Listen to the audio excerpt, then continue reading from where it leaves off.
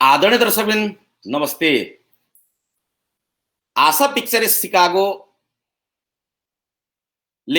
यहाँहरू समक्ष योभन्दा अगाडि धेरै पल्टसम्म विभिन्न राष्ट्रिय र अन्तर्राष्ट्रिय व्यक्तित्वहरूसँग, नेपाली व्यक्तित्वहरूसँग, राजनीति, समाज र विभिन्न क्षेत्रसँग जोडिनु भएका महानुभावहरूसँगको प्रत्यक्ष अन्तर्क्रिया कार्यक्रम प्रस्तुत गर्दै आएको छ र अहिले आशा पिक्चर्स शिकागो, आशा मिडिया ग्रुप भएको पनि यहाँहरूलाई हामीले योभन्दा अगाडि नै जानकारी गराइसकेका छौँ। आज हामीले आदरणीय दर्शकबिन आज हामीले एउटा अर्को अङ्क यहाँहरू समक्ष प्रस्तुत गर्दैछौँ र आज हामीले यहाँहरू समक्ष प्रस्तुत गर्न लागेका व्यक्तित्व अलिक फरक हुनुहुन्छ र आजको पहिलो यो राजनीतिक नेपालको राजनीतिक क्षेत्रसँग, नेपालको राजनीतिक सन्दर्भसँग पनि जोडिनु भएका, नेपालको राजनीतिक र सरकारको नेतृत्वको समेत एउटा महत्त्वपूर्ण भागका रूपमा सहभागी भएर आफ्नो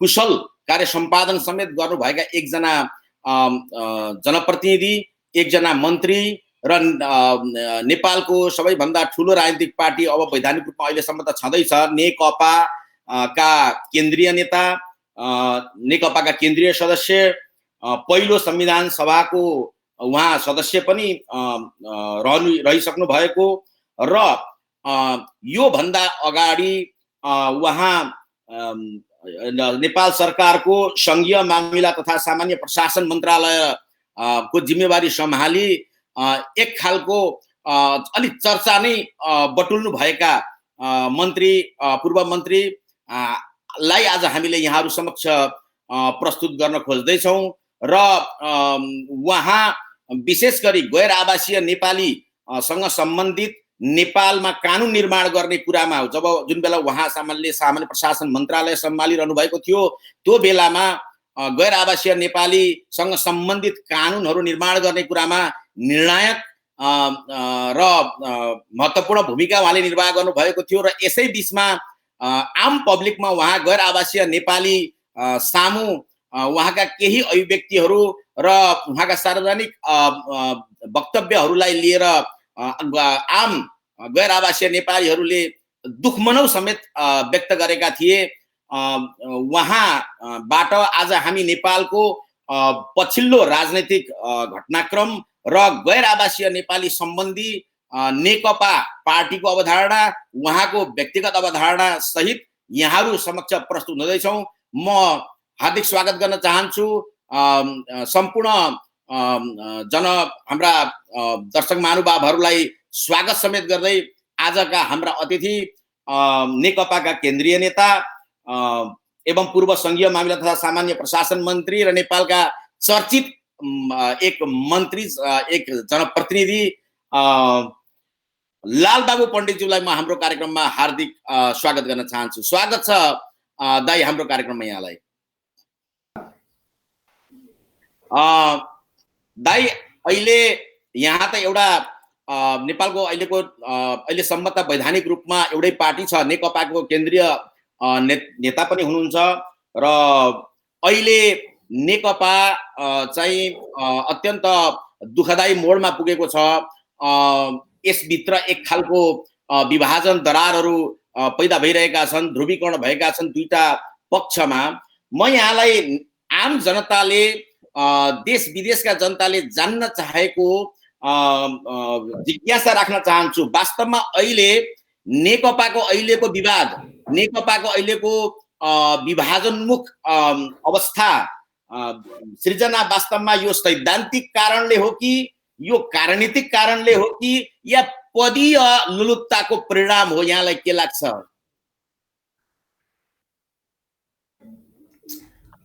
पहिलो कुरा, नेकपा पूर्ण रूपमा विभाजित भइसकेको छैन, चिरा परेको छ र अहिले नेकपा एउटै छ, तर दुई पक्ष भएर आधिकारिकताको खोजी चाहिँ निर्वाचन आयोगमा हामी आधिकारिक हौं भनेर चाहिँ निवेदन गएको स्थिति हो।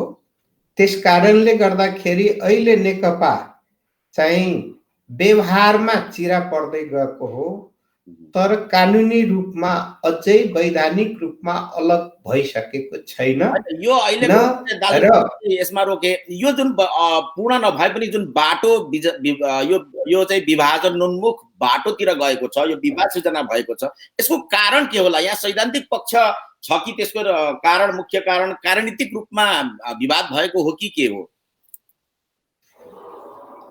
मूल रूपमा भन्नु पर्दाखेरि दुईटा ठुला पार्टीहरू एक भएर नेकपा बन्दाखेरि सैद्धान्तिक विवादहरूलाई थाती राखेर सैद्धान्तिक विवादहरू महाधिवेशनबाट टुङ्गो लगाउने र पार्टीलाई एउटा बनाएर अगाडि जाने एकीकरणको प्रक्रिया झन्नै 90% टुङ्गिसकेको स्थितिमा महाधिवेशनको मिति पनि तय भइसकेको स्थिति र सैद्धान्तिक विवाद चाहिँ उत्पन्न नभएको स्थितिमा अहिले जे कारण जुन आएको छ यसको मूल कारण भनेको कार्यशैली, कार्यपद्धति र त्यससँग जोडिएर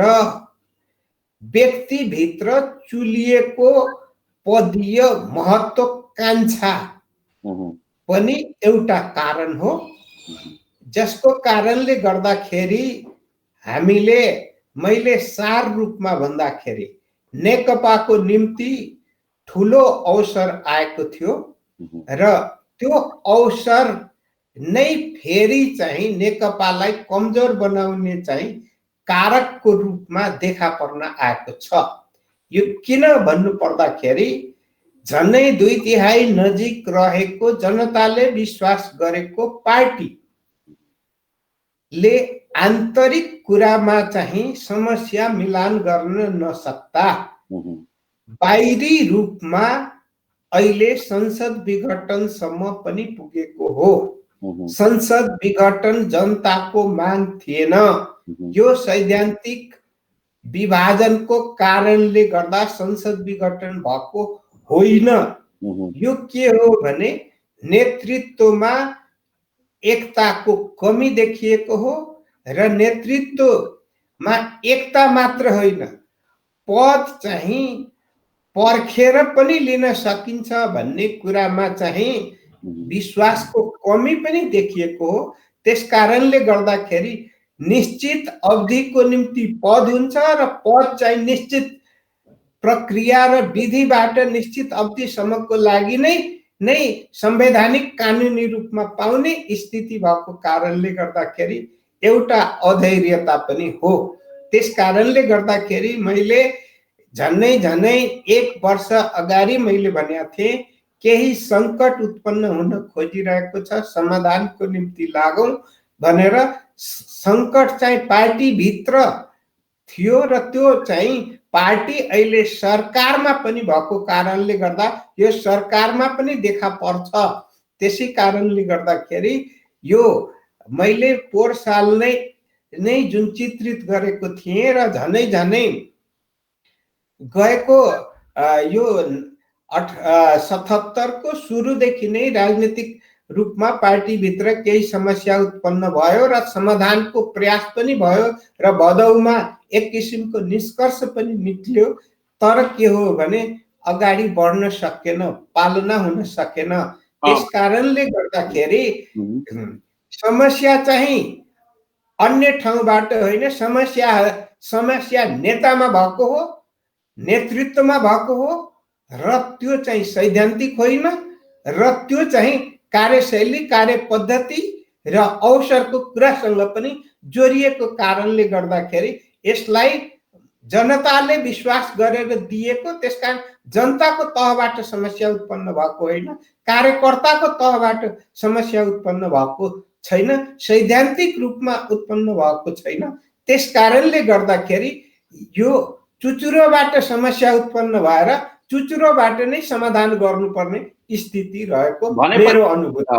दाइको भनाइ समग्रमा हामीले सिधा भाषामा बुझ्दा चाहिँ नि अहिलेको नेकपाको विवाद यो विभाजनमुख जो बाटोमा गएको छ, यद्यपि यो अन्तिम भएको छ, यो एउटा नेताहरूमा भएको पदीय लोलुपताको परिणाम नै हो। यो चाहिँ एक आपसमा जाने भागभण्डा अथवा पार्टी र सरकार भित्रको एक खालको जाने पदीय रस्साकस्सीको परिणाम हो भनेर हामीले बुझ्दा भयो।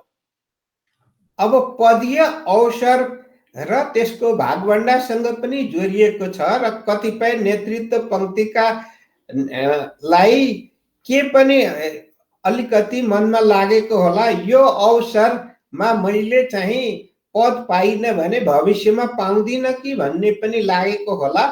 र अर्को कुरा के हो भने एकचोटि पद पाइसकेपछि छोडेपछि सधैँको लागि जिन्दगीमा यही नै अन्तिम हो भन्ने पनि लागेको हुन सक्छ। त्यस कारणले गर्दाखेरि शङ्का गर्ने ठाउँहरू प्रशस्ति छन्। तर के हो भने मैले जहिले पनि सुरुदेखि भनिरहेको छु, नेतृत्वको पहिचान भनेको सङ्कटको बेलामा समाधानको साथ अगाडि बढ्दाखेरि सफल नेतृत्व वा असफल नेतृत्व भने हुन्छ। नेपालको इतिहासमा कम्युनिस्ट पार्टी धेरै चिरा परेको स्थिति र एकता पनि हुँदै आएको र परिवर्तनमा अहिलेसम्म नेतृत्वले नै राम्रोसँग भूमिका खेलेको कारणले गर्दाखेरि चाहे हामी लोकतन्त्रको लडाइँमा होस्, चाहे गणतन्त्रको लडाइँमा होस्, चाहे अहिले सङ्घीय लोकतान्त्रिक गणतन्त्रको संविधान निर्माणको कुरामा होस्, विविधताको बीचमा पनि एकता र एकता बीचमा पनि सुदृढ एकताको साथमा हामी आएकोले गर्दा परिणाम चाहिँ हामीले सकारात्मक पाउँदै आयौँ।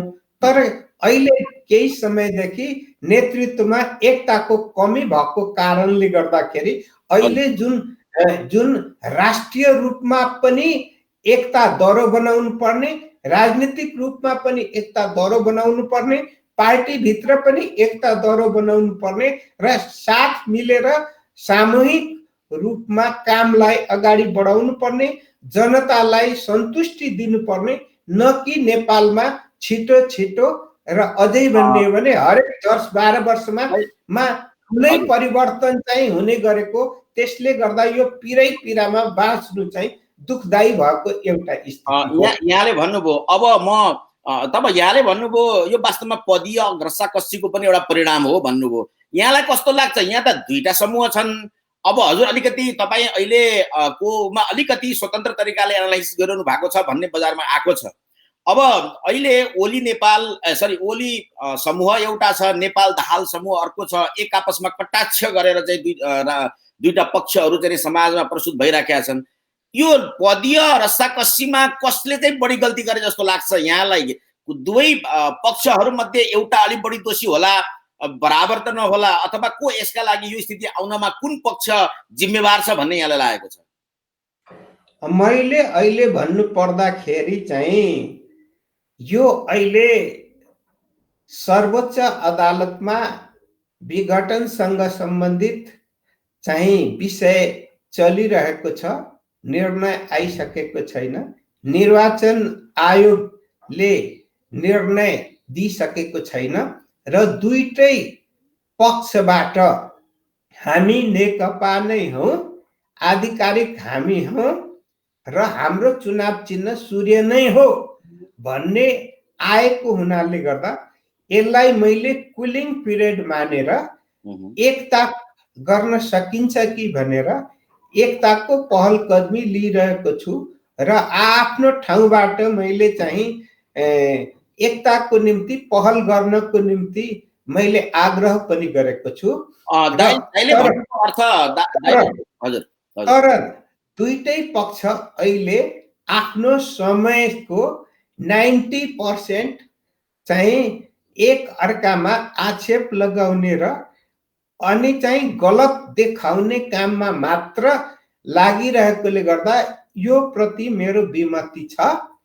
र अर्को कुरा के हो, मानव भविष्यमा एकता हुनै सकेन भन्ने हो भने म पनि राजनीतिक प्राणी भएको कारणले गर्दाखेरि कम्युनिस्ट पार्टी भन्दा बाहेक त मेरो जाने मन छैन। तर के हो भने एउटा पक्षमा म लाग्छु। तर के हो भने अहिले चाहिँ मेरो मूल चाहिँ अभियान भनेको अहिले चिरा परेकोलाई टाल्ने हो, एकताको निम्ति लाग्ने हो र आफूले सक्दो पहल कदमी गर्ने हो।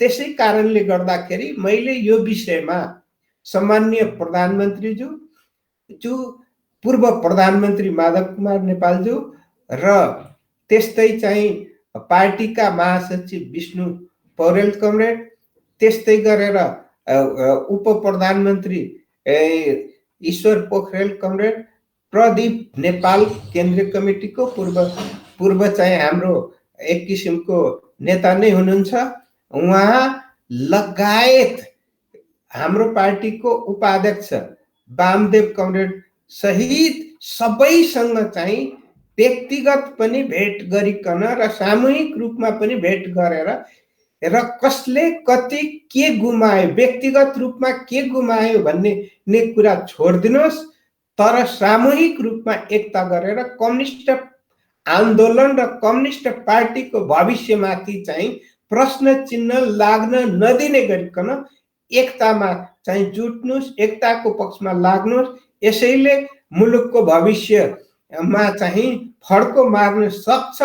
त्यस कारणले यो अभियानमा लागिदिनुहोस् भनेर मैले आग्रह पनि गरेको छु र अहिले पनि विभिन्न तहबाट पहल कदमी पनि भइरहेको छ र अर्कोतिर भन्ने हो भने एक अर्काको बीचमा अलिकति द्वेषपूर्ण तरिकाले पनि कतिपय लाञ्छनापूर्ण कुराहरू पनि आएका छन्। कति सत्य छन्, कति असत्य छन्, तर के हो भने जिन्दगीभरि झन्डै 48 वर्ष छ, कोही 50 वर्ष सँगसँगै राजनीतिक जीवन यापन गरिसकेको हुँदाखेरि राजनीतिक जीवनमा चाहिँ राम्रा र नराम्रा धेरै कुरा भएका हुन्छन्। हामी हरेक व्यक्तिबाट काम गर्दाखेरि राम्रा र नराम्रा सबै हुन्छन्। राम्रोको थुप्रो एकतिर लगाउने र नराम्रोको थुप्रो अर्कोतिर लगाउने हजुरले कुरा तिर मात्र गएर हुँदैन भन्ने मेरो विश्वास। दाइले प्रयास गर्नु भएको छ, त्यसको लागि हामी सबैको शुभकामना, राष्ट्रकै शुभकामना रहने नै भयो। त्यसको लागि त्यो चाहिँ प्रयास आफ्नो ठाउँमा ठिक छ। तर अहिले मेरो प्रश्नको मकसद चाहिँ यो यस्तो स्थिति आउनमा दुवै पक्षहरू चाहिँ यसमा दोषी छन् र दुवैले सचिएर आउनुपर्छ भन्ने हो यहाँको सार छोटकरीमा? सचिन त दुवै पक्ष सचिनु पर्छ। मात्रात्मक रूपमा भन्ने हो भने सबैभन्दा बढी जिम्मेवारी कहाँ छ त्यहीदेखि पहिलो प्रयास हुनुपर्छ भन्ने। कहाँबाट होला त यहाँको विचारमा? अब कहाँबाट भन्ने हो भने पहिलो कुरा लिने हो भने पार्टीको संयुक्त रूपमा दुई अध्यक्ष प्रणाली जुन स्थापित भयो र विगतमा केही जुन पदीय भागवण्डा सहित एकताको काम जुन भयो नि, त्यो चाहिँ अस्वाभाविक सुरुवात भयो। त्यो अस्वाभाविक सुरुवातले अहिलेको हाम्रो दुखदायी स्थिति पनि पुर्याएको हो। एउटा कुरा के हो, हजुर अस्वाभाविक स्थिति जो भन्नुभयो, मैले यहाँ अलिकति यहाँलाई गरेँ। यसको अर्थ के भने माओवादी र एमाले त्यो बेलामा प्रचण्ड नेतृत्वको माओवादी र केपी ओलीको नेतृत्वको चाहिँ एमाले र प्रचण्ड नेतृत्वको माओवादीको मेल सम्भवै थिएन। त्यसको लागि आवश्यक त्यो मेल सम्भवै थिएन भन्ने यहाँको कुरा हो। त्यो अप्राकृत भयो भन्ने कुरा हो कि एक्सरसाइज कम भयो पूर्ण रूपमा एक्सरसाइज नगरिकन एकता भयो भन्ने हो कि एकता गर्नै हुँदैन थियो भन्ने हो? एकता गर्नु पर्थ्यो, तर प्यारल अध्यक्ष प्रणाली, दुईटा अध्यक्ष प्रणालीले गन्तव्यमा पुर्याउँदैन। प्यारलले हुन त नेपालमा राजनीतिक पार्टीभित्र प्यारल 6वटा अध्यक्षसम्म बनाएको स्थिति छ, तर त्यसले परिणाम ल्याएन। अनि अर्को के हो भने ठुला कमिटीहरू बनाउने र ठुला कमिटीको मिटिङ बैठक हुन नसक्ने, अनि त्यसले चाहिँ आदेश पालकको रूपमा मात्रै जाने। जसरी कि हाम्रो शरीर मानौ कि हामी 60 किलोको छौँ, 65 किलोको, 80 किलोको, तर यही 500 किलोको शरीर भयो भने के हुन्छ? हलचल हुन सक्छ कि सक्दैन? भन्ने हो भने 500 किलोको जीवलाई स्याहार्नको निम्ति अझै 4 जनाको आवश्यकता पर्ने हुन्छ।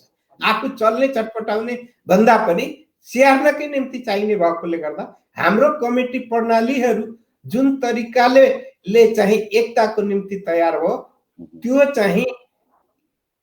चाहिँ छरितो भएन, पार्टी छरितो तरिकाले गएन।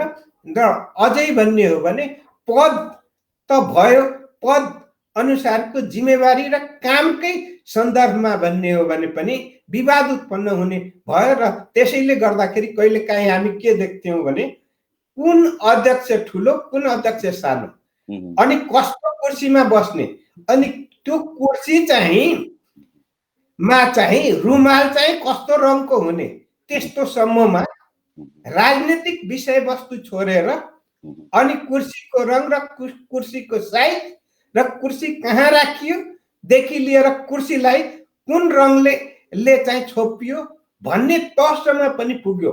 त्यो के हो भने दुखदायी स्थिति हो। त्यसै कारणले गर्दा एकतिर कुर्सीमा त्यति विवाद छ भने पदमा कतिको विवाद थियो होला त। अनि आफूले पाउने कुरामा र आफूले दिलाउने कुरामा कति विवाद थियो होला। त्यस कारणले गर्दाखेरि जहिले मन्त्रीमण्डल बन्दाखेरि पनि अनि बनाउँदाखेरि पनि अनि काम गर्दा पनि अथवा गलत काम गर्दाखेरि अथवा राजनीतिक नियुक्ति गर्दाखेरि देखि लिएर र यी यस्ता कुरा को हुने को नहुने, कसलाई हटाउने कसलाई राख्ने मा पनि जुन धेरै विवाद उत्पन्न हुँदैन थियो त्यस्ता कुराहरूमा पनि विवाद उत्पन्न भए। सरकारले दाइको भनाइ चाहिँ हजुरलाई पनि अवरोध पुग्ने गरिकन कतिपय कामहरू पनि भए। तर के हो भने जसरी नेतृत्व मिलेर अगाडि बढ्नु पर्थ्यो, समस्यामा केन्द्रित भएर जानु पर्थ्यो, त्यो चाहिँ समस्यामा केन्द्रित भन्दा पनि पदतिर, व्यक्तितिर र को आफ्नो को पराइतिर केन्द्रित हुन गयो। त्यसले गर्दाखेरि पनि दुखदायी स्थिति सिर्जना भयो। भनेपछि यो अहिलेको समस्या आउनुमा एकीकरण नै आफैमा समस्या नभए पनि एकीकरण हुँदा सानादेखि माथिल्ला तहसम्मका प्राविधिक विषयवस्तुहरूको चाहिँ मिलाउने विषयवस्तुमा कमी कमजोरी भयो, अनि उदारताको पनि कमी कमजोरी भयो भनेर छोटकरीमा बुझ्दा भयो। त्यसमा यसलाई पनि बुझ्दा हुन्छ। अब अलिकति अगाडि बढौँ। अब हजुरले भने जस्तै अब समस्या त आइसक्यो, अब पार्टी विवादमा त फसिरहेको छ। भोलि तपाईले गरेको चाहिँ एक खालको प्रयासको दिशामा पार्टी गयो भने तपाईको पार्टी गयो भने त्यसको परिणाम राम्रो होला। तर यो अहिलेको विवाद र त्यो योले चाहिँ विभाजनकै स्वरूप ग्रहण गर्यो भने आम जनताले जो विश्वास व्यक्त गरेर यहाँहरूलाई यत्रो 2/3 नजिकको बहुमत चाहिँ दिएका थिए, उनीहरूमाथि त एउटा अन्याय भयो, उनीहरूमाथि धोका भयो भन्ने कुरा आएको छ। यहाँलाई लाग्दैन कि वास्तवमा यो धोका भयो र यो धोका जो जनतालाई भयो यसको दोषी को, कसले सजाय पाउनुपर्छ भन्ने यहाँलाई लाग्छ? प्रधानमन्त्रीजी जो अहिले हुनुहुन्छ उहाँ यसका लागि बढी जिम्मेवार हुनुपर्छ, या दाहाल नेपाल पक्ष चाहिँ अलिक बढी दोषी हुनुहुन्छ, या सबैले यसको चाहिँ सजाय चाहिँ भोग्नुपर्छ भन्ने कुरामा छोटकरीमा यहाँको के धारणा छ?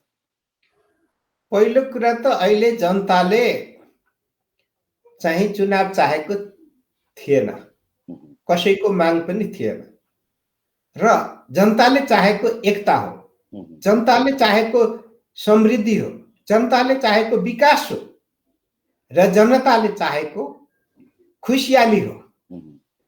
तर यसमाथि कुठाराघात भयो। यसमाथि कुठाराघात भइसकेपछि यसको मार कसलाई पर्छ पर्दैन भन्ने होइन, सबैलाई पर्छ। देशैलाई पर्ने भएपछि देशमा बस्ने सबैलाई पर्छ। कसैलाई अलि बढी पर्ला, कसैलाई कम पर्ला। बढी पर्ने मानु पुनर्स्थापना भयो, त्यो हिसाबको मार पर्छ। पुनर्स्थापना भएन, चुनाव भयो, चुनावमा पनि मार पर्छ। अनि कति जित्छन् कति हार्छन्, पुनर्स्थापना भयो, सरकार परिवर्तन हुन्छ। को मिलेर सरकार बन्छ, कसरी सरकार बन्छ, यो अन्यलकै विषय रहेको कारणले गर्दा जसले समस्या सिर्जना गरेको सबैभन्दा बढी मार उसैलाई पर्छ। नेतृत्वबाट समस्या सिर्जना भएकोले गर्दा सबभन्दा बढी मार नेतृत्वलाई नै पर्छ। कसलाई पर्छ? प्रधानमन्त्रीको आशा राख्नेलाई पर्छ, मन्त्रीको आशा राख्नेलाई पर्छ, प्रधानमन्त्रीमा राख्नेलाई पर्छ। यो अहिलेको सरकारमा प्रधानमन्त्रीको आशा राख्ने या सरकारमा ठाउँ खोज्ने या पार्टीभित्र ठाउँ खोज्नेहरूलाई पर्यो भन्ने कुरा हो। अहिले जो पार्टीको नेतृत्वमा पनि बसिराखेका हुनुहुन्छ र कोही चाहिने सरकारको नेतृत्वका प्रधानमन्त्री पनि हुनुहुन्छ, उहाँहरूलाई त्यसको चाहिने मार पर्छ कि अथवा उनीहरूले त्यसको जिम्मेवारी लिनुपर्छ कि पर्दैन? ढिलो र चाँडो मात्रै हो, सबैले लिनुपर्छ र सबैको भागभण्डामा आउँछ त्यो। अब हामीले अलिकति अगाडि जाउँ। अब यो अहिलेको अब संसद विघटनको प्रस्ताव त आइसक्यो, यो चाहिँ के अरे निर्णय चाहिँ भइसक्यो, चाहिँ राष्ट्रपतिले संसद विघटन गर्नुभयो। अहिले चाहिँ अदालतमा यो चाहिँ विचाराधीन छ। अघि पनि यहाँले यो गलत थियो, यो चाहिँ हित थिएन, देशको लागि सही थिएन भन्नुभयो। यहाँको विचारमा अब अहिले अदालतमा विचाराधीन कुरामा इन्टरफेयर नगरौँ भन्ने गर्नु हुँदैन भन्ने कुरा पनि आएको छ। तर स्वाभाविक रूपमा आफ्ना दृष्टिकोणहरू चाहिँ प्रधानमन्त्रीले पनि आफ्नो दृष्टिकोण राख्न स्वाभाविक हो, मेरो आफ्नो कुरा भन्नुभएको छ। अब अरू पक्षहरूले पनि त्यसलाई स्वाभाविक लिँदै आएका छन्। अब यहाँले पनि यसलाई त्यत्रो समस्याका रूपमा अथवा अदालतमाथिकै हस्तक्षेपका रूपमा चाहिँ अथवा आफ्नो अवधारणा दिने कुरामा समस्या छ भन्ने कुरालाई नबुझ्दिकन सरल भाषामा भनिदिनु होला कि संसद विघटन उचित हो कि होइन? संसद विघटन देश र जनताको हितका लागि हो कि होइन? त्यसको पक्षमा छ कि छैन? यो दोषी को छ भन्ने कुरा हामीले एउटा बहस गरिसक्यौँ, एउटा पाटो। र दोस्रो पाटो, यहाँलाई के लाग्छ, संसद पुनर्स्थापना हुनु उचित हो कि या यो चुनावमै जानु उचित हो? यो अदालतको बहसको विषयलाई चाहिँ निरपेक्ष रहेर हामीले यहाँको चाहिँ मान्यता, यहाँको दृष्टिकोण के उचित, के यसलाई वैधानिक नबनौँ, वैधानिक छ कि छैन भन्दा त अदालतले व्याख्या गरिरहेको छ भन्ने कुरा आउँछ। तर संसद पुनर्स्थापना ठिक छ कि उचित हो कि अहिलेका लागि जायज हो कि न्यायिक हो कि या निर्वाचन? यहाँलाई के लाग्छ? अब हामीले सुरुदेखि मान्दै आएको जनताको बहुदलीय जनवाद, त्यसको एक किसिमले उत्तराधिकारीकै रूपमा आफूलाई सामान्य प्रधानमन्त्रीज्यूले पटक पटक भन्दै पनि आउनु भएको कुरा हो विगतमा। त्यस कारणले त्यहाँनिर के भन्छ जनताको बहुदलीय जनवादले? अहिले त जनवाद होइन होला नि, अहिले त दुईटा पार्टी त्यसैमा आउँदैछ होला नि। त्यस कारणले गर्दा आवधिक निर्वाचन भनेको 5 वर्षमा निर्वाचन भन्ने हो। हामी देख्छौँ नि, कुनै बच्चा जन्मिँदाखेरि पनि 9 महिना पुग्यो, 10 महिना पुग्यो भने त्यसलाई स्वाभाविक मान्छ, स्वाभाविक अवधि हो। तर अस्वाभाविक कोही 6 महिनामै जन्मियो भने, कहिले काहीँ 7 महिनामा जन्मियो भने के हुन्छ भन्ने हो भने बचाउन कठिन हुन्छ। त्यसै कारणले गर्दाखेरि अहिले जनताको माग विघटन थिएन। र अर्को कुरा के हो भने जनताले चुनाव भनिरहेका थिएन।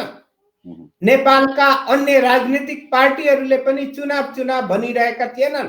अब प्रधानमन्त्रीजीलाई चाहिँ चुनाव रोके पार्टीको आन्तरिक विवादको कारणले, एउटा कुरा भन्नु, आन्तरिक विवादको कारणले चुनावमा जाने गरिकन संसद विघटन गर्ने जुन घोषणा गरिएको छ, त्यसप्रति मैले विगतमा जुन दिन विघटनको घोषणा गरियो त्यही दिन मैले प्रतिक्रिया जाहेर गरेका थिएँ कि अहिले जनताको माग होइन र संविधान त भन्नु पर्दाखेरि यो त फैसला आउला। तर के हो भने संविधान निर्माण गर्दाखेरि चाहिँ प्रधानमन्त्रीलाई सिधै मन लागेकै बेलामा संसद विघटन गर्ने अधिकार दिएको छैन भन्ने नै रहेकोले गर्दाखेरि अब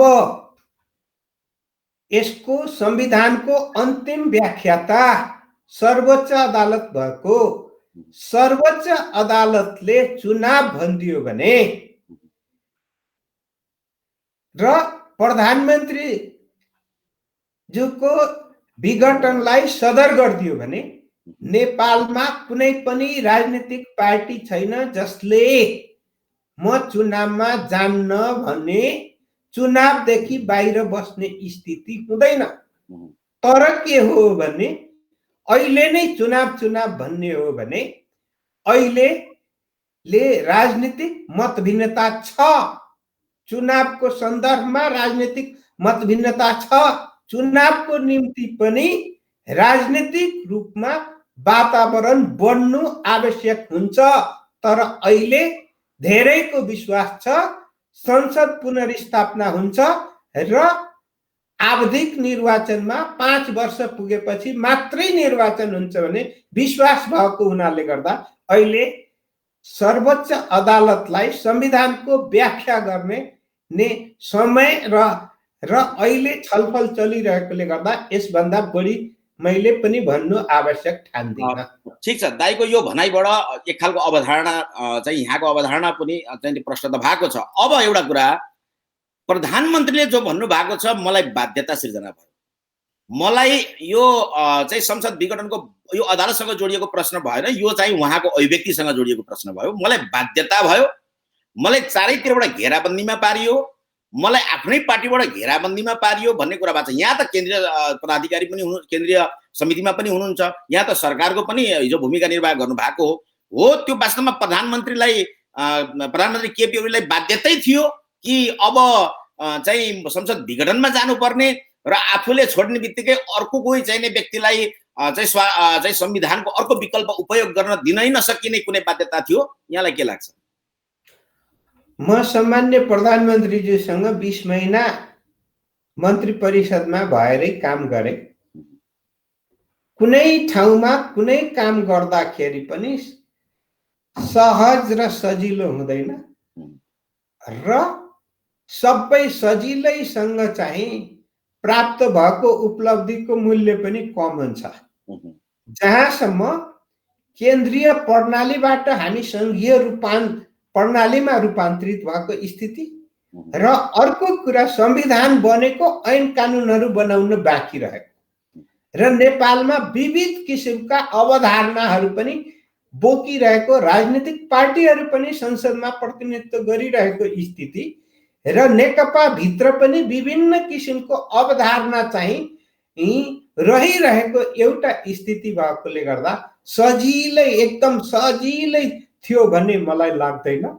र यो नलागेकै कारणले गर्दा मैले 1 वर्ष अगाडि नै मैले भनेको थिएँ कि सङ्कटहरू छन् र सङ्कटलाई समाधान गर्न केन्द्रित पनि हुनुपर्ने आवश्यकता रहेको छ भन्ने मैले गत वर्ष नै पनि इङ्गित गरिसकेको हुनाले गर्दा अहिले चाहिँ एकदम सार्वजनिक रूपमा जुन सङ्कट देखियो र त्यो पार्टी भित्र मूल रूपमा देखियो र एउटा राम्रो कुरा के थियो भने हामीले चाहिँ लिम्पियाधुरा कालापानी लिपु लेकको विषयमा राष्ट्र जसरी एकमत भएर आएको थियो त्यसरी नै राष्ट्रिय एकताको आवश्यकता, जसले गर्दाखेरि बाहिरी प्रभावहरू पनि नपरुन् र नेपाल चाहिँ सुदृढ होस् र नेपालको विकासको गति पनि लिइरहेको स्थितिमा जुन यो किचलो र विवादहरू देखिए र यसले राजनीतिक रूपमा संविधानमाथि नै खतरा उत्पन्न भइरहेको एउटा स्थिति हो भने कहीँ कतै प्रणालीमाथि पनि प्रश्न उठाउनेहरू पनि अलि जुर्मुराइरहेको एउटा स्थिति रहेको प्रसङ्ग छँदैछ।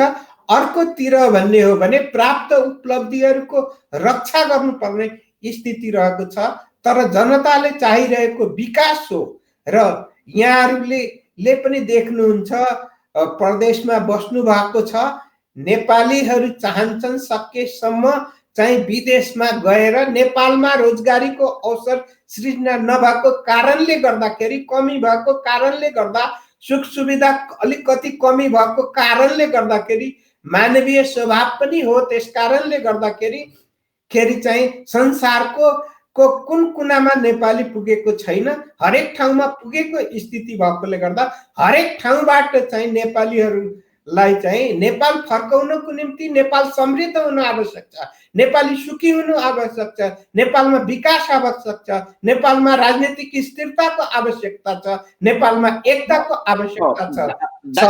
दाइलाई म अलिकति यो निर्णय गरेर अगाडि बढ्नु पर्ने बेलामा अहिले चाहिँ जुन विसङ्गति देखिएको छ, जुन विकृति देखिएको छ, जुन राजनीतिक अस्थिरता देखिएको छ, जुन मनमुटावहरू देखिएको छ, जुन विभाजनको रूपहरू कोरिँदैछ, यो दुखदायी छ र यो दुखदायीले नेपाललाई कमजोर बनाउँछ भन्ने मेरो विचार। दाइले अलिकति डिप्लोमेटिक रूपमा जो कुरा राख्नुभयो, तर मेरो त्योबाट मेरो स्पष्ट बुझाइ, अब आम हाम्रा दर्शक श्रोताहरूले पनि यसलाई स्पष्ट रूपमा बुझ्न सक्ने कुरा यदि म गलत छैन भने, वास्तवमा तपाईले हिजो प्रधानमन्त्रीसँग अहिले केपी ओलीको नेतृत्वमा पनि मन्त्री परिषदमा बसेर काम गरिसक्नु भएको अनुभव, त्यहाँदेखि पछि मैले पनि कुरा व्यक्त गरेँ भन्नुभयो, अलिअलि समस्या आउँछन्। यो चाहिँ सरकार हाक्दा पार्टीमा पनि अलिकति एकीकरणको चाहिँ यो एउटा प्रक्रियामा रहेको बेला अलि समस्या आउँछन्, तर त्यसको समाधान संसद विघटन नै होइन, समाधान चाहिँ पार्टीभित्रबाट खोजेर त्यसलाई सहजतापूर्वक चाहिँ अगाडि बढाउने कुरा सुरुवातदेखि नै गर्नु पर्थ्यो भनेर मैले भने हो, भन्नुभएको हो। संक्षेपीकरणमा मैले अलिकति बुझ्ने भाषामा अलिकति डेभलोमेटिक पब्लिकका लागि सहज बनाइदिएको मात्रै हो, यसलाई क्षमा प्रार्थी छु। दाइ, अब म अलिकति अगाडि जान चाहन्छु। यो अदालत को बारेमा, यो संसदको विघटनको कुरा आएपछि अहिले अदालत र चाहिँ आम पब्लिक बीचमा अदालतले दिने दृष्टिकोणका बारेमा एक खालका कन्ट्रोभर्सीहरू चाहिँ आएका छन्। प्रधानमन्त्रीले पनि कुनै हालतमा मेरो निर्णय चाहिँ नि उल्टिनेवाला छैन भनेर ठुक्वा गर्नु भएको छ विभिन्न चाहिँ उहरूमा चाहिँ सभाहरूमा। अब उता चाहिँ अर्को पक्षले होइन कुनै हालतमा यो संसद पुनर्स्थापना हुनुपर्छ भन्ने कुरा पनि राख्दै आउनु भएको छ। त्यति मात्र होइन, चाहिँ पूर्व प्रधान न्यायाधीशहरूले पनि एउटा प्रचलन अनुसार भन्ने कुरा आएको छ, उहाँहरूले त्यो अलि विपरीत हुने गरी भयो भन्ने खालका कुरा आएका छन्, आफ्नो दृष्टिकोण हस्ताक्षर गरेर राख्नु भएको छ। वास्तवमा यो चाहिँ प्रधानमन्त्रीको अभिव्यक्ति अरू विपक्षीय त्यसका उहाँका विपक्षमा रहेका नेतृत्वहरूको नेताहरूको अभिव्यक्ति र अदालतमा रहेका अदालतका पूर्व प्रधान न्यायाधीशहरूको चाहिँ अभिव्यक्ति, त्यस्तै आम जनसमुदायका नेतृत्व गर्ने नागरिक समाजका अगुवाहरूको अभिव्यक्ति जो आएको छ, यसलाई यहाँले कसरी लिनु भएको छ? स्वाभाविक लिनु भएको छ कि या यो फिटिकै बोल्नै नहुने विषय हो भन्ने यहाँलाई लागेको छ कि या स्वाभाविक रूपमा अवधारणा राख्नु चाहिने यो एउटा संविधान प्रदत्त अधिकार हो भन्ने लाग्छ यहाँलाई? अब बोल्नै नहुने भएको भए कसैले बोल्नु हुँदैन थियो। अब एक पक्षले बोल्ने अर्को पक्षले बोल्दै नबोल्ने भन्ने हुँदैन। जहाँसम्म नेपालको संविधानले वाक स्वतन्त्रता दिएको सन्दर्भमा त्यो वाक स्वतन्त्रतालाई आफ्नो इच्छा अनुसार प्रयोग गर्न पाउने कुरामा कुनै दुई मत छैन। जहाँसम्म पूर्व प्रधान न्यायाधीशज्यूहरूले बोल्न पाउने कि नपाउने भन्ने हो भने उहाँहरूलाई कुनै अदालतमा बहस गर्न छुट छैन। उहाँ अहिले सर्वोच्च अदालतमा बहस गर्न जानुभएको होइन, कुनै जिल्ला अदालत वा पुनरावेदन अदालतमा बहस गर्न जानुभएको होइन, आफ्नो मत मात्रै राख्नु भएकोले गर्दाखेरि यो संविधान विपरीत हो भन्ने मलाई लाग्दैन। भनेपछि उहाँहरूकै कुरा पनि एक खालको अहिलेको एउटा नैसर्गिक अधिकारका रूपमै आएको कुरा हो भनेपछि आम नागरिक समाजका अगुवाहरूले यस बारेमा चाहिँ नि प्रष्ट आफ्नो दृष्टिकोण राख्नुमा कुनै त्यसलाई चाहिँ गैर कानुनी या अदालतलाई चाहिँ प्रभाव पार्न खोजेको आदि इत्यादि कुरामा लिनु जरुरी भएन भन्ने यहाँको कुरा आयो।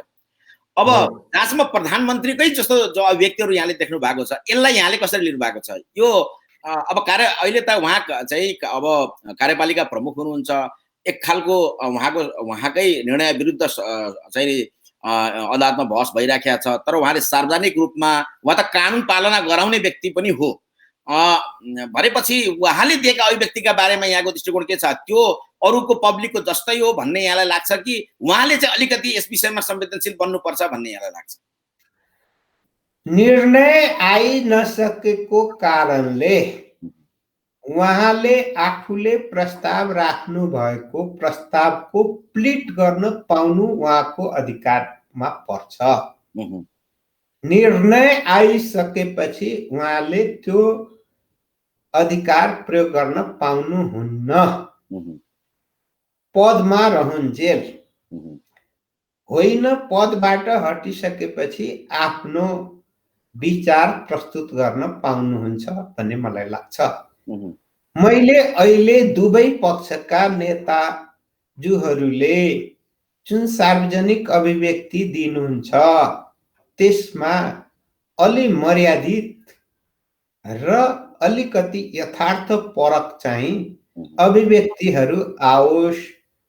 अभिव्यक्ति नै आउनु हुँदैन भन्ने होइन, मर्यादित पनि आओस्। किनभने जिन्दगीभरि त यही राजनीतिक क्षेत्रभित्र क्रियाशील रहने स्थिति भएकोले गर्दा आफूले दिएको अभिव्यक्ति आफैलाई कुनै बेलामा अप्ठ्यारोमा पार्ने स्थिति उत्पन्न नहोस् र यसैलाई लिएर मैले बेला बेलामा भन्ने गरेको छु। धेरै खुसीमा दिएका अभिव्यक्तिहरू पनि यथार्थसँग हुँदैन, धेरै दुःखमा दिएका अभिव्यक्तिहरू पनि यथार्थसँग नहुन सक्ने भएकोले गर्दाखेरि यथार्थ अभिव्यक्तिहरू आओस्। र अहिले मानौ कि चिरा परेको छ, यो मिलेर जाने स्थिति ठाउँ पनि रहने गरिकन अभिव्यक्ति आयो भने सबभन्दा राम्रो। अहिले मिल्न सकिएन भने भविष्यमा पनि ठाउँ पुरै बन्द भयो भनेर ठान्नु हुँदैन। ती आफ्नै अभिव्यक्तिले झन् टाढा पुर्याउने काम चाहिँ गर्नु हुँदैन। अब दाइको यो पार्टी सम्बन्धीको विषयवस्तुको हामी अन्तिम चरणमा छौँ। त्यसपछि हामी अलिकति हामी अहिले विदेशबाट कार्यक्रम प्रसारण गर्दैछौँ। हामी विदेशमा बसेर यो न्युज एजेन्सी हामी आबद्ध भएर काम गर्दैछौँ। हामी त्यतातिर प्रवेश गर्नेछौँ। अन्तमा यो पार्टी सम्बन्धीका विषयवस्तुका बारेको यहाँलाई मेरो अन्तिम जिज्ञासा के छ भने तपाईँ पार्टीमा अझै एकीकृत गराएर यसलाई लान सकिन्छ, मिलाएर लान सकिन्छ भन्ने अपेक्षामा हुनुहुन्छ, प्रयासमा हुनुहुन्छ भन्ने कुरा यहाँले नै व्यक्त गर्नुभयो। यस्तो सूत्र के छ तपाईँ भनिदिन सक्नुहुन्छ स्पष्ट रूपमा कि यसो यसो यसो यसो गरौँ भने पार्टी अझै पनि एकीकरणको अथवा एकताको सम्भावना छ, अझै पनि चाहिँ युनिफाइड भएर अगाडि जान सकिन्छ भन्ने कुराको त्यस्तो कुनै फ्रेम, त्यस्तो परिकल्पना यहाँसँग छ? जबकि संसद विघटनको निर्णय भइसकेर अब अदालतमा त्यसको विचार कि त त्यो पुनर्स्थापना हुन्छ कि त चुनावमा जान्छ, एउटा निर्णय त चाहिँ नि हुने नै भयो। त्यसकारणले यस्तो परिपृष्ठभूमिमा तपाईँको जुन अपेक्षा हो यहाँहरूको चाहिँ एउटा मिलाएर जे जान सकिन्छ भन्ने आत्मविश्वास हो, त्यसको आधार के हो? त्यसको चाहिँ नि सूत्र के हुन सक्छ? छोटकरी भनिदिनुहोस्। एउटा मेरो पहिलो आधारको रूपमा भन्ने हो भने संयुक्त रूपमा बसेको केन्द्रीय कमिटीको बैठक जुन गत वर्ष माघ महिनामा बसेको थियो, त्यो बैठक पछि भएका अतिरिक्त क्रियाकलापलाई छोडेर जुन सामूहिक निर्णय भएको थियो त्यसलाई बोकेर पालना गरेर जाने हो भने पार्टी एक हुन्छ। संयुक्त केन्द्रीय कमिटीको बैठकले गरेका निर्णयहरू दोस्रो होइन, केन्द्रीय कमिटीमा पुग्न सकिन्न भने गत भदौ 26 गते जुन सर्वसम्मतले निर्णय गरिएको थियो हाई कमिटीबाट, त्यो निर्णयलाई पालना गरेर अगाडि बढ्दा पार्टी एक हुन सक्छ। तेस्रो, केन्द्रीय कमिटी र थाई कमिटीले गरेका निर्णयलाई आधार मानेर पुनः सचिवालय वा थाई कमिटीको बैठकले चाहिँ एक भएर सामूहिक निर्णय गरेर अगाडि बढ्ने, जसमा सरकारको स्थायित्व, पार्टीको एकीकरणका बाँकी कामहरू र जनताले मूल रूपमा अहिले भोगिरहेका समस्याहरूलाई पार्टी र सरकारले केन्द्रमा राखेर अनि त्यसको निम्ति सरकार र पार्टी मिलेर जनतालाई जनताको आवश्यकता, विकास निर्माणदेखि सेवा सुविधा लगायतको कुरामा केन्द्रित हुने भनेर मोटो खाका तयार गरेर जाने हो भने मलाई लाग्छ अहिले पनि एकता सम्भव छ। मात्र प्रधानमन्त्रीमा को बस्ने, मात्र राष्ट्रपतिमा को बस्ने, मात्र पार्टी अध्यक्ष को हुने र कति समयको निम्ति हुने भन्ने हो भने समय रेखा कोरेर भागभण्डा गरेर जाने स्थितिमा एकता सम्भव छैन। त्यसकारणले गर्दाखेरि बाँकी कामहरूलाई सहमति र सहकार्यको साथ जाँदा एकता सम्भव देख्छु। ढिलो चाँडो यो नगरिकन सम्भव छैन।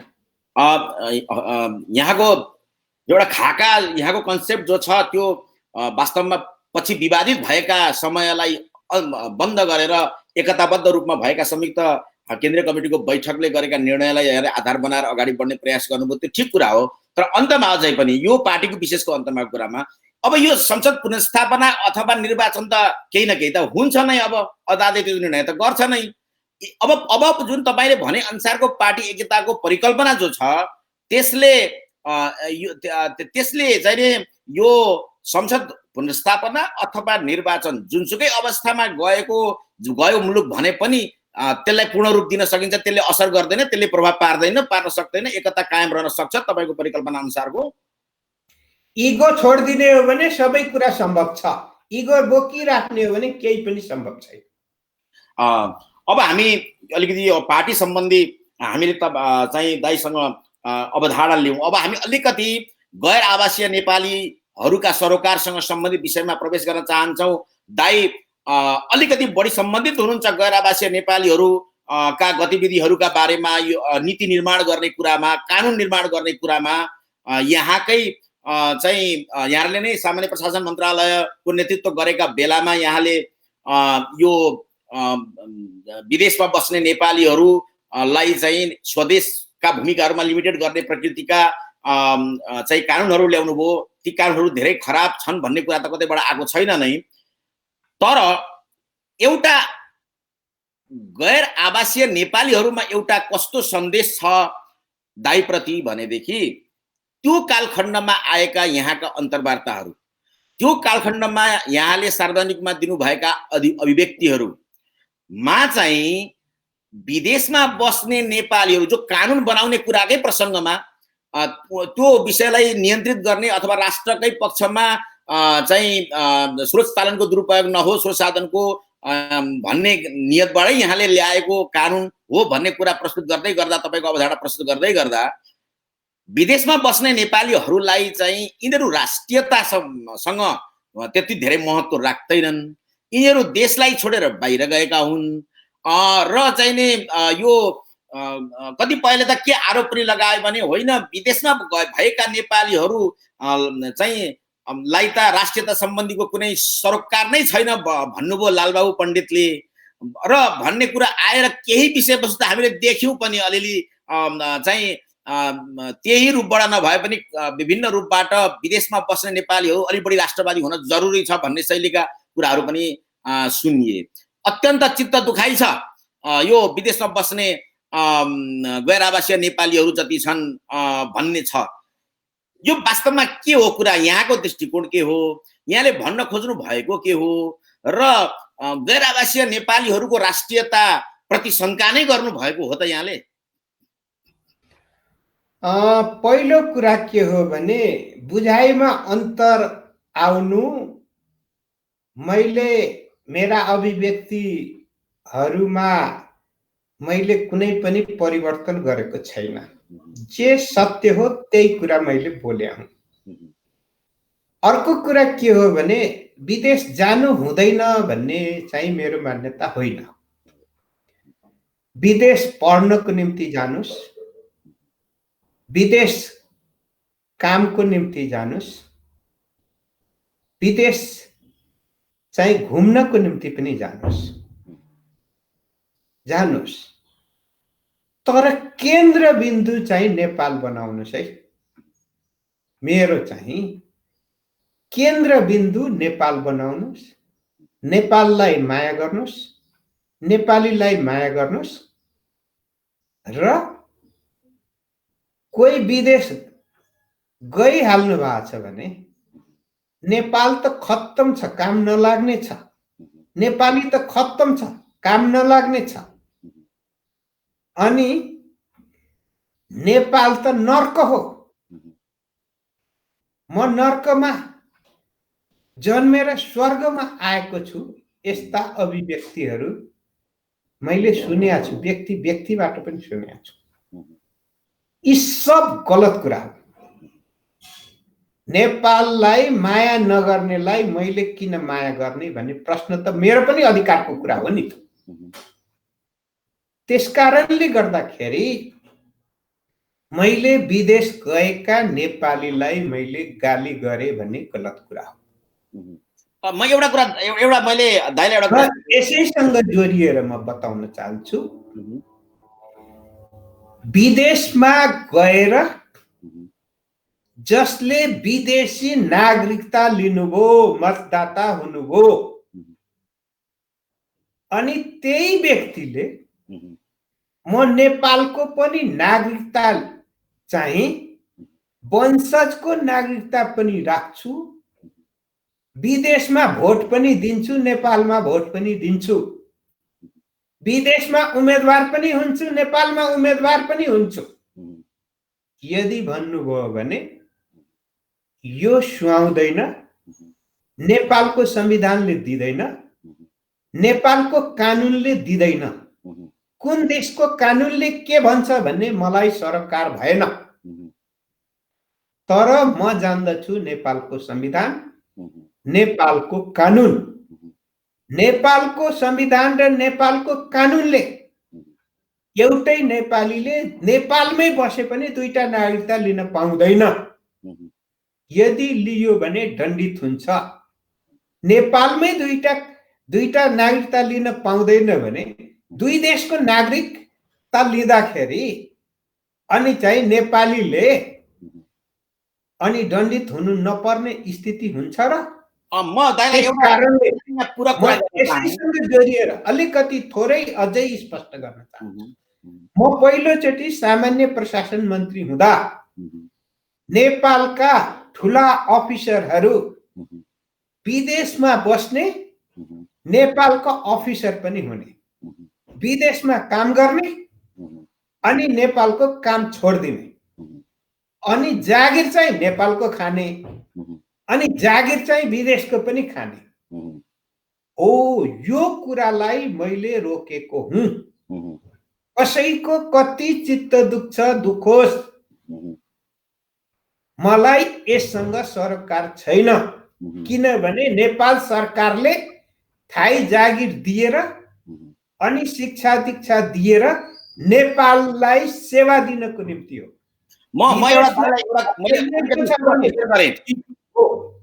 अब दाइले जो भन्नुभयो विदेशमा बसेर दुवैतिर सेवा सुविधा प्राप्त गर्न नसकुन् भन्ने मेरो उद्देश्य हो भन्ने यहाँको भनाइलाई कुनै पनि विदेशमा बस्ने नेपालीहरूले अस्वीकार गरेको छैन र यहाँले बनाएका कानुनका विरुद्ध कहीँ प्रदर्शन पनि भएनन्। वास्तवमा त्यतिखेर कसैले त्यसो गर्यो होला, तर समग्र गैर आवासीय नेपालीहरू ले यहाँले बनाएको, यहाँले नियन्त्रित गरेको, व्यवस्थित गरेको कानुनका यो बारेमा कुनै धेरै ठुलो आपत्ति नजनाएकै अवस्था हो यो। तर यहाँले जो भन्नुभयो विदेशमा बस्ने नेपालीहरू राष्ट्रपति केन्द्रित हौ, राष्ट्रियता प्रति केन्द्रित हौ भन्नुभयो। हामी नेपाली विदेशमा बस्ने नेपालीहरूको एउटा तर्क के छ, गुनासो के छ भने हामी यहाँ कमाएर रेमिटेन्स नेपाल भित्रै रहेका छौँ। हामी जहिल्यै पनि यहाँ बसेर नेपालका आपतकालीन कालखण्डहरूमा समस्याहरूमा हामी चिन्ताग्रस्त भएर शेयर गरिरहेका छौँ। गैर आवासीय नेपाली महासंघ सहित विदेशमा भएका कयौं संस्थाहरूले हामीले हिजो बाढी पहिरोका बखतमा भूकम्पका बखतमा प्रत्यक्ष उही गएर पनि ठुलो संख्यामा चाहिँ हामीले आर्थिक सहयोग गरेका छौँ। अर्को कुरा के छ भने हामी यहाँ बसेर पनि नेपाल र नेपाली कल्चरलाई यहाँ स्थापित गर्न, विकसित गर्न, यहाँनिर सम्प्रेषण गर्न, विश्वका सबैतिर चाहिँ हामी सम्प्रेषण गर्न हामी इमानदार साथ दत्तचित्त भएर लागेका छौँ भने हाम्रो त्यो इमानदारपूर्ण कार्यलाई कहाँ अराष्ट्रवादको दिगको नजरबाट हेरियो त? यो राष्ट्रवाद को चाहिँ अर्को परिभाषा, अर्को भाव, अर्को प्रमाण हामीले कसरी जुटाउने त मन्त्रीज्यू? यो हाम्रा भूमिकाहरूलाई, हाम्रा चिन्तनहरूलाई राष्ट्रवाद भन्दा फरक तरिकाले अथवा अराष्ट्रियवादी तरिकाले बुझ्न मिल्छ भन्ने चिन्ता हाम्रो छ। यो दुखेसो छ, यसमा के भन्नुहुन्छ? मैले दुखेसो हुनुपर्ने आवश्यकता मैले बोलेको छैन, एउटा कुरा। अर्को कुरा के हो भने म एकपटक मलाई एनआरएन को राष्ट्रिय सम्मेलनमा काठमाडौँमा वक्ता भनेर बोलाउनु भएको थियो र त्यतिखेर म मन्त्री नै थिएँ। प्रधानमन्त्रीजी सुशील कोइरालाजी हुनुहुन्थ्यो। उहाँले भन्नुभयो तपाईहरुको सबै माग पूरा हुन्छ भन्नुभयो। त्यसपछिको म वक्ता थिएँ, उहाँ चाहिँ गइसकेपछि मैले एनआरएन चाहिँ 3 प्रकारको व्यक्ति एउटै संस्थाभित्र आबद्ध हुनुहुन्छ। एनआरएन भित्र एउटा 90% समय नेपालमा बस्नुहुन्छ र 10% समय विदेशमा बस्नुहुन्छ। त्यो 10% समय विदेशमा बिताए पनि उहाँ चाहिँ एनआरएन को सदस्य हुनुहुन्छ। एउटा विदेशमा प्राय सम्पूर्ण समय बस्नुहुन्छ, नेपाली पासपोर्ट बोक्नुहुन्छ, नेपाली नागरिकता छ र उहाँ मात्र नेपालको नागरिक हुनुहुन्छ, एनआरएन मा हुनुहुन्छ। अर्को एनआरएन मा नेपालको नागरिक पनि हुनुहुन्छ, विदेश सधैँ बस्नुहुन्छ अनि विदेशको पनि मतदाता पनि हुनुहुन्छ, नागरिक पनि हुनुहुन्छ, एनआरएन मा हुनुहुन्छ। उहाँहरूले एक पटकको नेपाली, सधैँको नेपाली नारै राख्नु भएको छ। मैले नारामा भन्नु केही पनि छैन, उहाँहरूले राख्ने हो, निर्णय गर्ने कुरा हो। तर मेरो असहमति कहाँ हो भने जसले विदेशको नागरिकता लिइसक्नु भएको छ, त्यहाँ उम्मेदवार बन्नुहुन्छ, त्यहाँ कतिपय जित्नुहुन्छ अनि चाहिँ मलाई नेपालको वंशजको नागरिकतै चाहिन्छ, मलाई चाहिँ नेपालमा पनि उम्मेदवार हुन पाउने अधिकार चाहिन्छ भन्नुहुन्छ भने त्यसमा मेरो विमति हो। किन? यदि त्यो छुट दिने हो भने नेपाल नेपाल रहँदैन। नेपाल खुला सिमाना हो, दार्जिलिङ भारतमै छ, नेपाली बाहुल्य क्षेत्र हो, संस्कृति मिल्छ, मेघालय त्यस्तै छ, आसाम त्यस्तै छ। अझै भन्ने हो भने बर्मामा कम छ, अझै जोड्ने हो भने अमेरिकामै नेपाली कम छन् र संसारको विभिन्न ठाउँमा हुनुहुन्छ। संवैधानिक कानुनी रूपमा जुन देशको नागरिक हो, मेरो मान्यतामा एक देशको नागरिक हुनुपर्छ, एक देशको मतदाता हुनुपर्छ। यहाँको कुरा सत्य छ। अब मैले यसलाई अलिकति एउटा यथार्थसँग जोडेर यहाँलाई मैले अलिकति रिमाइन्ड पनि गराउन चाहे यसलाई। यो अलिकति मैले यदि म चाहिँ गलत छुइनँ भने हामी विदेशमा बस्ने जति नेपालीहरू गैर आवासीय नेपालीहरू हुनुहुन्छ वास्तवमा हामी यहाँको नागरिकता लिएर नेपालमा गएर चुनाव लड्न पाउनुपर्छ, हामी मतदान गर्न पाउनुपर्छ अथवा हामीले त्यहाँ जागिर खान पाउनुपर्छ भन्ने गैर आवासीय नेपालीहरू कहिल्यै पनि माग रहेन संस्थागत रूपमा भन्ने मेरो बुझाइ छ। यदि मन्त्रीजीको चाहिँ कुनै सुनाइमा अथवा कसैले त्यस्ता कुराका एजेन्डा लगेका छन् भने त्यो कुरा मेरो विचारमा छैन होला। हामीले गैर आवासीय नेपालीहरूको भनाइको प्रश्न के मात्रै छ भने हामीलाई संसारमै अमेरिकामा त डुअल सिटिजनशिपका अधिकार लिएर बस्ने धेरै कन्ट्रीहरू छन्। हामीलाई आर्थिक, सामाजिक र सांस्कृतिक राइट्स मात्रै भएको नागरिकता जो नेपालको केसमा मात्रै होइन संसारका अरू देशहरूले पनि त्यो कुरालाई चाहिँ नै स्वीकार गरेका छन् र प्रत्याभूत गराएका छन्। यो विषयवस्तु मात्रै अहिले गैर आवासीय नेपालीहरूले नेपाल सरकार समक्ष यहाँ नै मन्त्री हुँदाखेरि पनि चाहिँ नि प्रस्तावका रूपमा लगेर अहिले नागरिकता कानुनमा त्यसलाई व्यवस्थित गर्नका लागि हिजोको त्यो संसदले चाहिँ स्वीकार गरेर पेश पनि भएको अवस्था छ।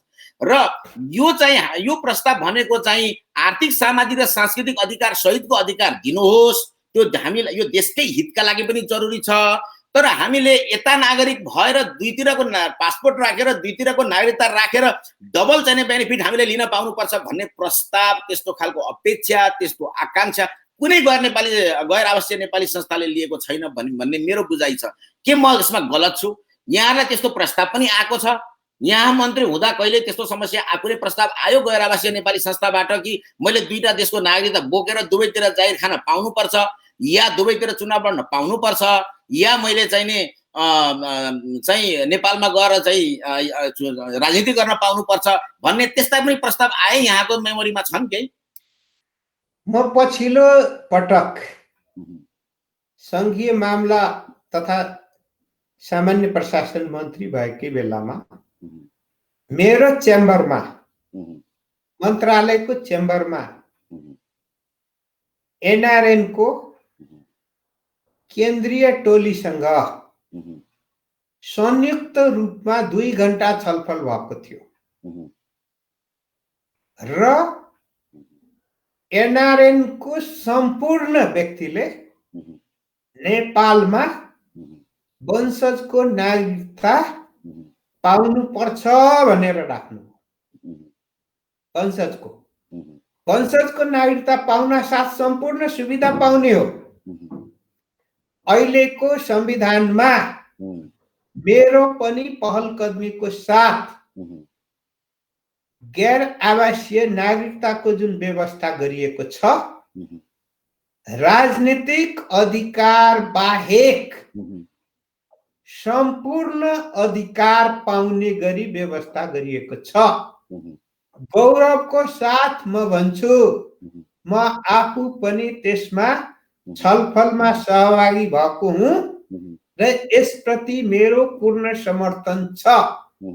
त्यसकारणले भाषा एउटा देशको घेराभित्र नरहन सक्छ, संस्कृति एउटा देशको घेराभित्र नरहन सक्छ, तर संविधान, देशको भूगोल, राष्ट्रको सार्वभौमिकता, राष्ट्रको स्वतन्त्रता सँग जोडिएको स्थितिमा संविधानसँग जोडिएर कानुनहरू निर्माण हुन्छन् र त्यो नेपालमा पनि भएको छ, हुन्छ। त्यसकारणले गर्दा विदेशी नागरिकता लिइसकेका तर एनआरएन को सदस्य रहेका हरूलाई राजनीतिक अधिकार बाहेक सम्पूर्ण अधिकार सुरक्षित गरेको छ। तर जसले विदेशको नागरिकता लिनु भएको छैन उनको निम्ति कुनै अधिकार नेपालको संविधानले कटौती गरेको छैन। यदि कटौती गरेको छ बुझ्नु भएको छ भने बुझाइ गलत छ र नेपालको संविधान पल्टाएर अध्ययन गरिदिनुहोस् र संसदमा प्रस्तुत भएको म आफू मन्त्री भएकै बेलामा प्रस्तुत भएको नागरिकता ऐनको प्रावधानहरूले पनि यी कुराहरूलाई बोकेको कुरा म जानकारी गराउन चाहन्छु र राज्य व्यवस्था तथा सुशासन समितिमा म आफै पनि छलफलमा मलाई लाग्छ 2048 सालमा जबदेखि नेपालमा बहुदलीय प्रणाली स्थापित भयो र प्रतिनिधि सभाको गठन भएदेखि म जनप्रतिनिधि भएको बेलामा भएका नागरिकतासँग सम्बन्धित सबै छलफलहरूमा सहभागी भएर आएको छु, चाहे त्यो संविधान निर्माण होस् चाहे ऐन निर्माण होस्। भाइले जो भन्नुभयो अहिले यो विशेष गरी म अहिले नागरिकता डुअल सिटिजनशिपको बारेको कुरा गर्दैछु। अहिले यहाँले भन्नुभयो मसँग मन्त्रालयमै पनि त्यस्तो प्रतिनिधिमण्डलसँग मेरो कुराकानी भयो। त्यो समय हामीले नेपालमा चाहिँ हामीलाई डुअल सिटिजनशिपको व्यवस्थापन गरिदिनुहोस्, त्यो खालको त्यो सुविधा प्रत्याभूत गराइदिनुहोस् भन्ने मागको आन्दोलनको बेला एक खालको थियो। त्यो मागको चरण त्यो कानुनी रूपमा पेश भइसकेको अवस्था थिएन, यति अगाडि बढेको अवस्था थिएन। त्यो अवस्थामा हामी नेपालीहरूले माग्ने नेपाल आमासँग हो, नेपाल सरकारसँग हो। माग्नेले स्वाभाविक रूपमा बढीभन्दा बढी नेपालसँग सम्बन्धित मातृभूमिसँग सम्बन्धित अधिकार, चाहे त्यो राजनीतिक रूपमा पाए। उहिले त पञ्चायत कालमा उहिले भोट हाल्न हङकङ पनि ब्यालेट पेपर राखिन्थ्यो। त्यो एउटा म सानो हुँदा सुन्दथे। कहिले काहीँ यो हामी माग्नेहरूले के गर्ने भन्दाखेरि चाहिँ भरसक हामीले मतदान गर्ने अधिकार प्राप्त गर्न पाए हुन्थ्यो। भरिसके त हामीले चुनावै उठ्न पाए हुन्थ्यो। भरसक त हामीले विदेशको नागरिक भएर पनि यहाँ सरकारी जागिर खाएर सरकारको सेवा गर्न पाए पनि हुन्थ्यो भनेर एउटा अत्यन्त राष्ट्रियता भाव ओतप्रोत भएर राखेको माग हो, जो प्रस्ताव हो, जो सरकारले मानेन। हामीले पनि अथवा गैर आवासीय नेपाली प्रतिनिधिमण्डलले पनि त्यसलाई अस्वीकार गरेन। अहिले एउटा खालको खाका बनेर संसदमा प्रस्तुत भइसकेपछि अब त कसैले पनि हामीलाई फेरि त्यो कानुनी चाहिने राइट्स चाहियो भनेर सायद तपाईहरुसँग राजनीतिक पक्षसँग चाहिने प्रस्ताव गरेर गएको जस्तो मलाई लाग्दैन। त्यो आन्दोलनको कालखण्डमा हामी जो माग गरिरहेका थिए गैर आवासीय नेपालीहरु नेपाल सरकारसँग, त्यो बेलामा अलि बढी नेपालसँग सम्बन्धित भएर जोडिन पाइन्छ कि भनेर ल्याएको एउटा चाहिँ प्रस्तावलाई अथवा बहस छलफल र अन्तर्क्रियाको विषयलाई राष्ट्रियता विरोधीहरूको प्रस्ताव हो भनेर अर्थ लगाउन सकिन्छ त? यहाँको त्यस्तो अर्थ लगाई हो त? अथवा राष्ट्रियतासँग जोडेर त्यो खालको हाम्रो त्यो चाहिँ गैर आवासीय नेपालीहरूको त्यो प्रस्तावलाई राष्ट्रियता झन् उहाँहरुमा प्रगाढ छ भन्ने तरिकाले बुझिदिनु पर्नेमा यसलाई चाहिँ एकदमै निषेध गर्नुपर्छ र यो राष्ट्रियता विहीन भएकाहरूको प्रस्ताव हो भन्ने रूपमा बुझिदिनु भयो कि भन्ने अहिले त्यस्तो आभास भएको छ। के भन्न चाहनुहुन्छ यसमा? मैले प्रस्तावकलाई राष्ट्र विरोधी मैले कहिले भनिन। एनआरएनले नेपाललाई माया गर्दैनन् भन्ने मैले कहिले भनिन। दुखमा साथ दिदैन भन्ने पनि मैले कहिले भनिन। त्यसकारणले मेरो मान्यतामा म प्रष्ट छु र फेरि पनि म भन्न चाहन्छु, कहिलेकाहीँ एक पक्षलाई त्यो राम्रो लाग्न सक्छ, तर के हो भने त्यसलाई गहिरिएर खोतल्दा अनि बिस्तारै समय क्रममा नराम्रो पनि हुन सक्छ। त्यसकारणले नेपालका राजनीतिक नेतृत्वदायीले पहिलो त नेपाललाई दीर्घकालसम्म र यथार्थ कुरा चाहिँ राख्न चाहिँ पछि पर्ने कुरा त भएन नि। त्यसकारणले मैले माग राख्न साथ दुश्मनै भइहाल्ने, नेपाली नहुने भन्ने चाहिँ यदि कसैको मनमा लालबाबु पण्डित त यस्तै हो भन्ने लाग्छ भने त्यो नबुझिदिनको निम्ति म आग्रह गर्छु। कहिलेकाहीँ हुन सक्छ मेरै कुरा पनि गलत हुन सक्छ भने मलाई कसैले गलत प्रमाणित गरिदिनु भयो भने मैले स्वीकार्ने कुरा हुन्छ, या कसैले अरूले गलत कुरा ल्याउनु भयो भने मैले उहाँलाई चाहिँ बुझाउन सके भने, उहाँले रियलाइज गर्नुभयो भने त्यो त्यो चाहिँ ठिक ठाउँमा आउनुहुन्छ। तर मलाई अहिले खुसी के लाग्यो भने कि हिजो एउटा आन्दोलनको सन्दर्भमा माग थियो भन्नुभयो, अब अहिले त्यो माग छैन भन्नुभयो। अहिले नेपालको संविधानले जे कुरा गरेको छ त्यही नै मा हाम्रो पनि चित्त बुझेको छ भने यही कुरा मैले भनेको थिएँ, यही कुरा चाहिँ अहिले यहाँहरूले बुझ्नु भएको छ। यो त खुसीको कुरा हो। यो मिलन बिन्दुमा चाहिँ हामी त खुसी हुने कुरा हो, रमाउने कुरा हो। अप्ठ्यारो हुने कहाँ छ र, दुःख मनाउ गर्ने पर्ने कहाँ कुरा छ र। हिजो यदि कहीँ कतै कसैबाट चाहिँ दुःख मनाउ भएको छ भने पनि अब अहिले त खुसी हुनु पर्ने दिन आएन र। यो एउटा हामीले हाम्रो अन्तर्संवादमा मैले व्यक्तिगत रूपमा एउटा मिडियाकर्मीका नाताले हजुरसँग गरेका प्रश्न र मेरा अभिव्यक्तिहरू हुन्। यी नेपाली सङ्घ संस्थाहरूलाई अन्तर्राष्ट्रिय रूपमा पनि र हरेक देशमा नेतृत्व गर्ने नेपालीहरूका संस्थाहरू छन्। गैर आवासीय नेपाली महासङ्घदेखि लिएर अन्य संस्थाहरू पनि छन् र उनीहरूका दृष्टिकोणहरू भन्दा, उनीहरूको समग्र पोलिसीको कुरा भन्दा पनि यो अहिले यहाँ चाहिँ गैर आवासीय नेपालीहरू बिचमा आएका उठेका विषयवस्तुहरूका बारेमा मैले प्रसङ्गमा यी कुराहरू यहाँलाई राखिरहेको जानकारी गराउन चाहन्छु। पहिलो कुरो अनुरोध गर्न चाहन्छु। दोस्रो कुरा, अब यो पछि यी आन्दोलनहरूलाई हामीले फेरि अरू बढी हामीलाई अरू बढी अधिकार प्रत्याभूत गरिदिए हुन्थ्यो नेपाल सरकारले, नेपाल मातृभूमिले भन्ने कुरा हामीले अपेक्षा अथवा गैर आवासीय नेपाली अपेक्षा गरे भने त्यसलाई यहाँहरूले अन्यथा ठान्नु पर्ने अथवा नेपाली राजनीतिले, नेतृत्वले त्यसलाई अन्यथा ठान्नु पर्ने अवस्था जस्तो मलाई लाग्दैन। र यहाँहरू अहिलेको जुन यो मस्यौदा जो छ, अहिले यहाँले पनि भन्नुभयो, मै त्यसमा चाहिँ त्यसको समर्थक छु, मेरो कार्यकालमा चाहिँ भएको त्यो पनि हो भन्ने कुरा पनि राख्नुभयो। यो राजनीतिक यो के सांस्कृतिक, आर्थिक र सामाजिक अधिकार सहितको चाहिँ यो जुन नागरिकता विधेयक चाहिँ अरू समग्र त्यो सहित केही प्रावधानहरू छन् आन्तरिक नागरिकताका विषयमा पनि, यो पास हुने अवस्था हिजो एक खालको चाहिँ अगाडि बढिसकेको अवस्था थियो। अब संसद विघटन भएको छ। भोलि आउने शक्तिहरूले, भोलि आउने राजनीतिक पार्टीहरूले, यिनै जनप्रतिनिधिहरूले यसलाई सार्थक रूपमा कानुनमा परिणत गर्ने कुरामा यहाँ आशावादी हुनुहुन्छ? म चाहिँ अहिले अगाडि बढेका कुराहरूमा आशावादी छु।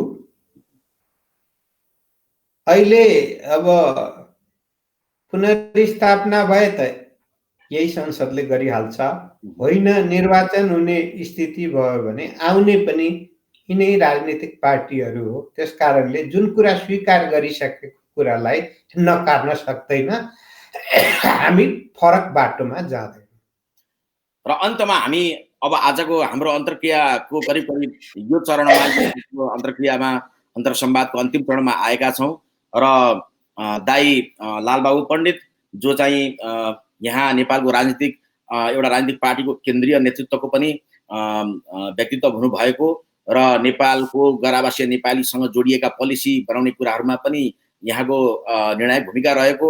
अर्को कुरा चाहिँ अलिकति हामी गैर आवासीय नेपाली को चाहिँ हाम्रो र यहाँका अभिव्यक्ति र पोलिसीहरू बिचमा अलिकति मिसअन्डरस्ट्यान्डिङहरू पनि भइराखेको अवस्था परिप्रेक्ष्य छ भनेर हामीले कुरा गऱ्यौँ। के भन्न चाहनुहुन्छ सम्पूर्ण विश्वभरि रहनुभएका गैर आवासीय नेपाली चाहिँ तमाम नेपालीहरूलाई अब यो करिब करिब आजको कार्यक्रमको अन्तमा यहाँ के सन्देश दिन चाहनुहुन्छ, के भन्न चाहनुहुन्छ? म सम्पूर्ण नेपालीहरूलाई संसारको कुनै कुनामा हुनुहोस्, निराशा चाहिँ कहिल्यै नबोक्नु होला। आफ्नो कुरा चाहिँ, सत्य कुरा चाहिँ राख्न नछोड्नु होला। मेहनत गर्न नछोड्नु होला। नराम्रो कुरा अरूको नसिक्नु होला र नेपाललाई माया गर्न, नेपालीलाई माया गर्न नछोड्नु होला र जहाँ हुनुहोस् आफ्नो पहिचान नेपाल र नेपालीको छोड्नुहोस्। शुभकामना छ। सधैँ साथ सहयोग पाउनुहुन्छ र दिने दिलाउने कुरामा कहिले पनि म पछि पर्ने छैन भन्ने विश्वास दिलाउन चाहन्छु। हस्, धन्यवाद। हस् त, हाम्रो निमन्त्रणालाई स्वीकार गरेर आउनुभएकोमा हाम्रा पूर्व सामान्य प्रशासन मन्त्री एवं नेकपाका केन्द्रीय नेता लालबाबु पण्डितजीलाई हामी हार्दिक उहाँप्रति आभार कृतज्ञता ज्ञापन गर्न चाहन्छौँ। र आदरणीय दर्शकबिन, हामीले आज नेपाली राजनीति र गैर आवासीय नेपाली समेत दुवै पक्षको प्रसङ्गलाई जोडेर समेटेर हामीले आज एकजना नेपालका राजनीतिज्ञ हाम्रा पूर्व सामान्य प्रशासन मन्त्री लालबाबु पण्डितसँगको समसामयिक अन्तर्संवाद यहाँहरू समक्ष प्रस्तुत गर्यौं। यहाँहरूले धैर्य गरेर हाम्रो अन्तर्संवाद सुनिदिनु भयो, हेरिदिनु भएकोमा यहाँहरूप्रति पनि हार्दिक आभार प्रकट गर्दै पुनः फेरि भविष्यमा हामी यस्तै महत्त्वपूर्ण व्यक्तित्वहरूका साथ उपस्थित हुने प्रण गर्दछौँ। हस्त, आजको कार्यक्रमबाट हामीलाई बिदा दिनुहोस्। नमस्ते।